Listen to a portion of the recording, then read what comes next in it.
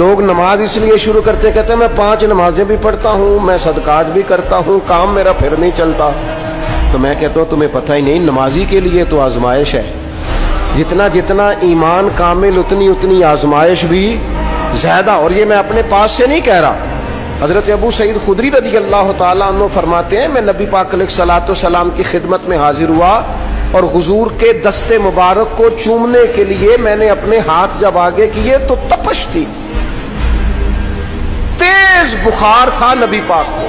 تو حضرت ابو سعید خدری رضی اللہ تعالیٰ عنہ ارشاد فرماتے ہیں کہ میں نے، یہ سنن ابن ماجہ میں موجود ہے، فرماتے میں نے عرض کیا یا رسول اللہ صلی اللہ علیہ وسلم اتنا تیز بخار؟